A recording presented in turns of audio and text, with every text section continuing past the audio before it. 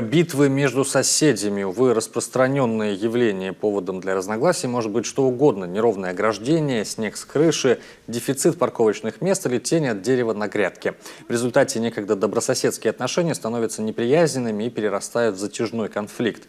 Именно так произошло в поселке Койдин Кайгородского района. Причиной для разногласий там стал неожиданно появившийся между домами забор.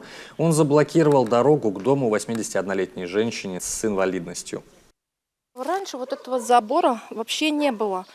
То есть тут была дорога, так как дом многоквартирный считается. То есть по дороге они могли ездить, могла скорая приехать, могла пожарка приехать, да, могли сами они привезти дрова и все.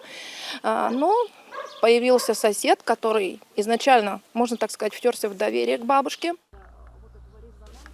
Не подозревая ничего плохого, женщина подписала все документы, которые ей дал сосед по дружбе. Как итог, межевание, забор, блокирующий проезд к ее дому и бесконечные крики.